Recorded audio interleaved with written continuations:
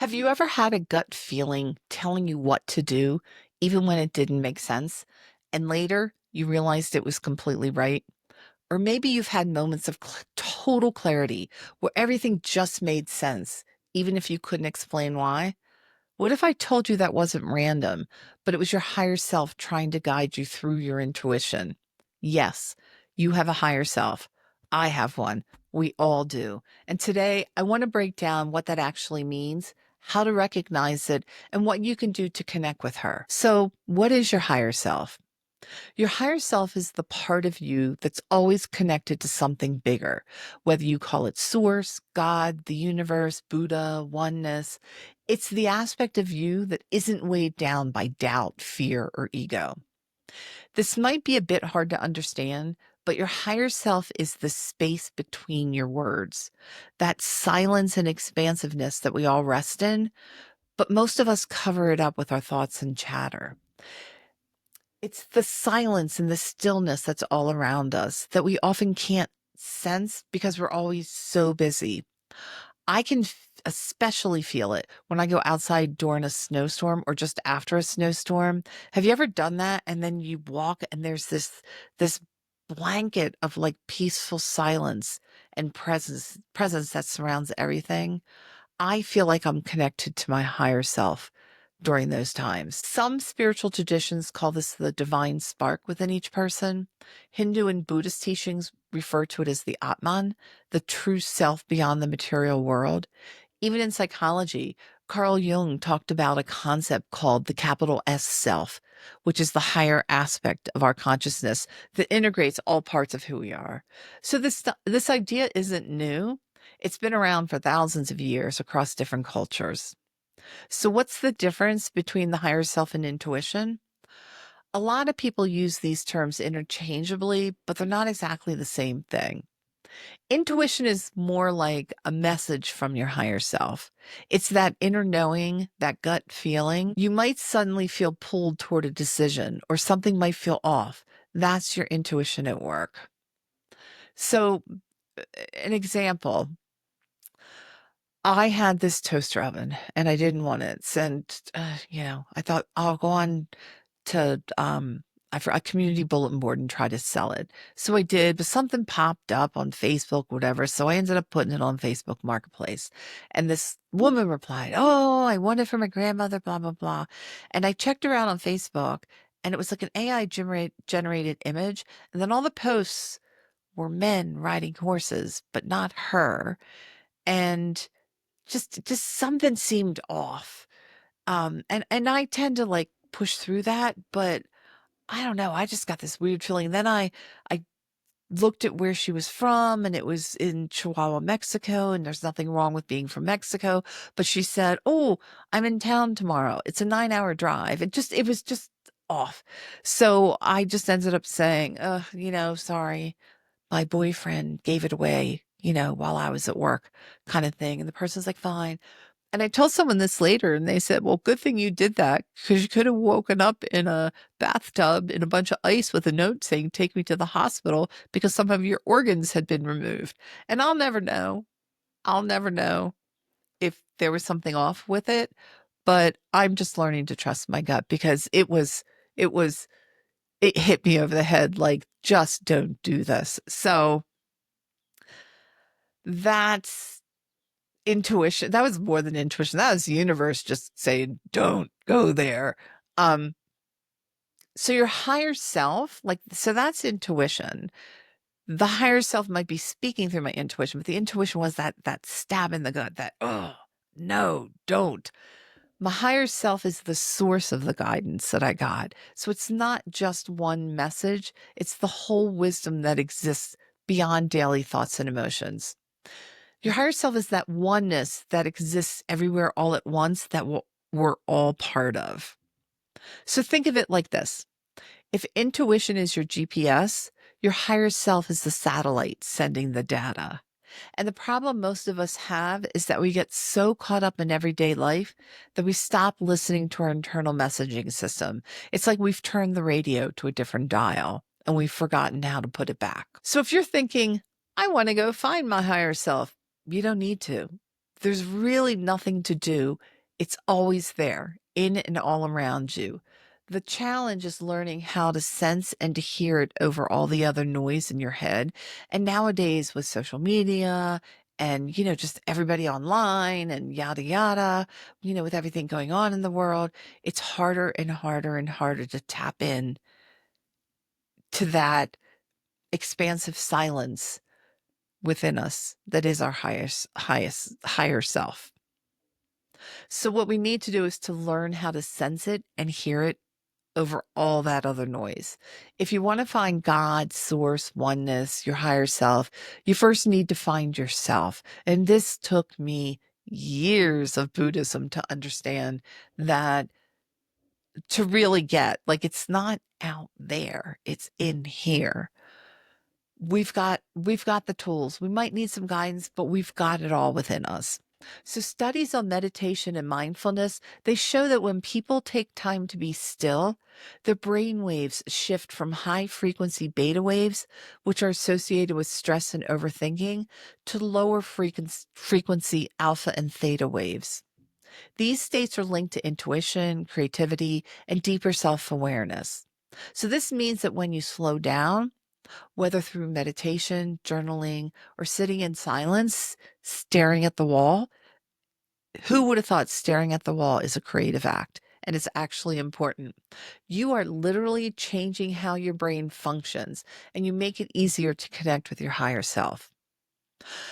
So the best way I know to tune into your higher self is through your feelings.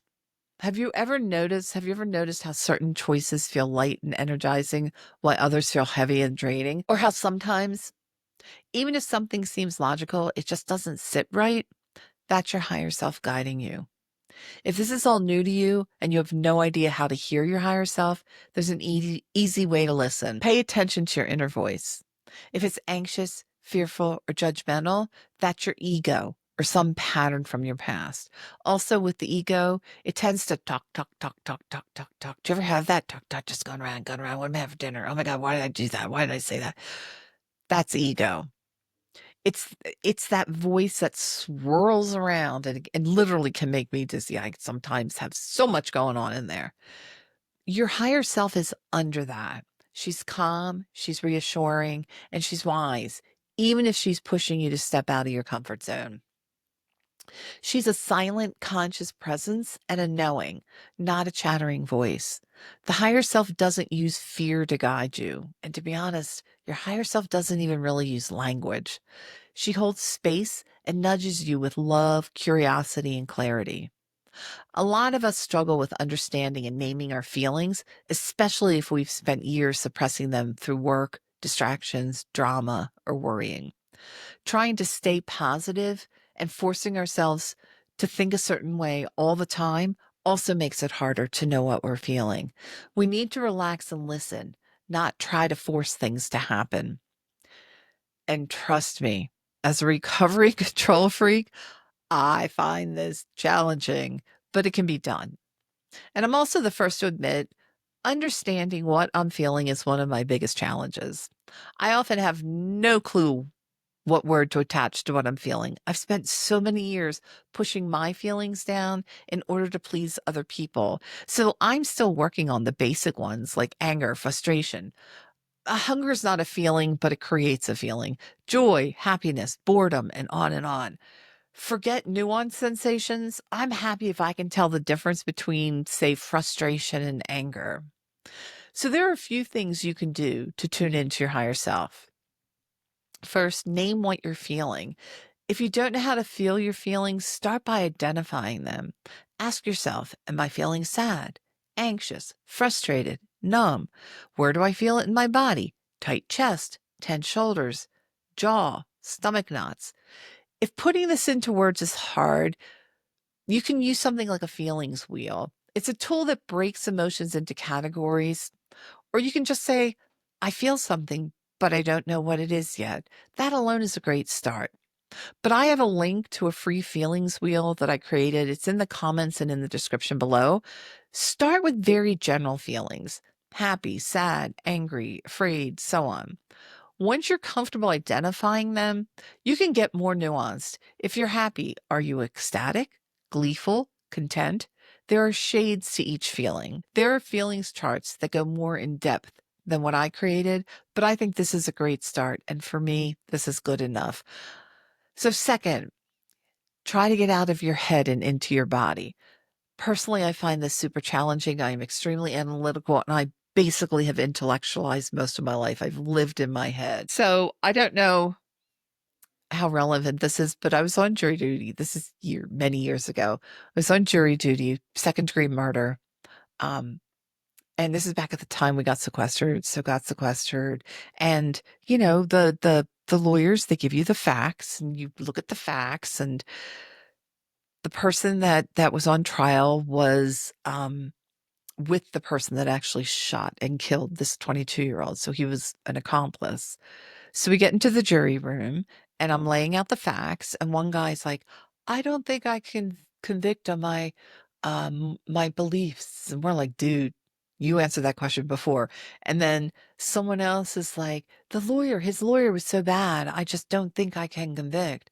And I'm like, people, these are the facts. We were told that if he has any knowledge of the gun before they go into the space, he's guilty. And the guy pulled out the gun in the hallway, yada, yada. So we eventually came to a guilty verdict. But as we were deliberating, and if you've ever been on a jury duty, man, it's a trip. It's not like in the movies. But this woman started screaming at me, you're the hanging judge. You just want to hang him, because I was being so analytical. Anyway, I digress. But there are positives to being intellectual and analytical, but there's just as much, if not more, benefit in getting into your feelings and learning your emotions. So thinking about your feelings is not the same as feeling them, and I am guilty of that. I could think it, but it's, how can I explain it? I could say, I'm sort of hungry right now, because I am sort of hungry. But what really matters is I'm sinking into my stomach and I'm feeling that rumbly, sort of growly thing going on. That's sinking into your feeling. So if you tend to analyze your emotions instead of experiencing them, try breath work. Take slow, deep breaths and notice how you feel. Take a deep breath in, hold it for a bit, and then exhale for longer than it took you to inhale. Pause for a second or two, and then start over. Do this at least 3 times. This is actually also a way to lower your cortisol, and to relax you when you're stressed out. So you can also do body scanning. Just close your eyes and mentally scan from head to toe. Where's your tension stored? Every morning when I start my meditation, I picture a light coming through the top of my head, and the light just scans my whole body. So I'm able to just sort of go through every part of my body. And then any energetic, dark, gunky stuff I think might be in me, it just pushes it out. And don't worry about finding every tense part in your body or doing this perfect. That doesn't matter. If you can find one place, like for me, it's like my shoulders, my upper back. I constantly just like, oh, when I mentioned this to a friend, it's like, oh, when I drive, I'm really tense. And all she said was, maybe you're like that all the time. And I was like, I never thought about that. And she was right. Like I just have a tendency to live tense, or like jaw. If you can feel your jaw locking, and this takes time. Again, don't stress over it. That's like so key. Is this all takes a bit of time if you haven't done it before, but you can do it. So if you check in regularly with your body, you'll most likely find the tensions back. You're gonna, like, I've been releasing, it's relax and release, relax and release. I've been doing that for years now, and I still find myself getting tense, but it's okay. It's just okay. So what I do is when I sense that a part of my body is constricted, like I just relax my jaw. I concentrate on that spot and then I just physically relax it. It can take a while to notice and to be able to just do it in the moment, but it gets easier and easier. And I know I say this in a lot of videos, but movement is really important. Gentle stretching, walking, or shaking out your body can help release stuck emotions. Movement, I grew up in an era where it was talk therapy and that's all there was. Well, now Dr. Bessel van der Kolk in The Body Keeps the Score, he did tons of research, and among other people have done tons of research. Dr. Peter Levine is another great person. And what they've found is that movement is one of the most important things for healing and for getting in touch with ourselves. So it can be going for a walk or a run. It could be just gentle stretching. Like, I don't say I do yoga, but I stretch and they happen to be yoga poses. Um, Anybody, can do some form of stretching. So I have to say, Peter Levine, who I just mentioned, he develops somatic experiencing, and that's where a person can release stuck emotions and trauma through movement and sound. But I gotta warn you, some of his techniques are extremely simple, but they're super effective. So if you have anything stuck in you, the emotion might loosen up and bring up some challenging feelings. I watched this YouTube video he has. It's like 5 minutes. It's very short. I'm not linking it in the description. He explains how to let out this sound to release trauma. And it's just a low, sort of guttural sound. So I followed and I did it. And I'm like, yeah, whatever. Went about my day. Ah, I woke up the next morning. Oh, I cried for most of the day. It really worked. But I'm like, I don't think I need that right now. So just be careful. If you are going to get into somatic experiencing, watch a bunch of videos, take a class, like try to find someone who can help you with it. Because when you start if you have a lot of stuff in there, if you start releasing it and you're not used to this type of thing, it might be a little jarring. So you might wonder what all this has to do with getting in touch with your higher self. But the more stuck we are from blocked emotions and our past and our traumas, the harder it is to hear guidance from source. And frankly, just the less happy we are overall. So, another thing you can do is to create space for your emotions. Many people don't feel their emotions because they don't give themselves time to. You start to feel something and it's uncomfortable. So, people put on their headphones or turn on the TV or have a drink of wine or whatever. So, try to build in small moments in your day to check in with yourself. And, like I always say, find time to journal and or sit in silence for even 5 minutes. And the sitting in silence is meditating. And you're not putting your grocery list together. You're just sitting and just focus on your breath. You could walk outside with your phone turned off or have a cup of tea and look at the sky. I mean, those kinds of things, just anything to relax you. So be curious about what you're feeling. What is it? Anger, sadness, loneliness? Where is it in your body? Is it trying to tell you something? Then begin thinking about where the feeling came from. Are you really mad at your boss, or did it trigger something from your past?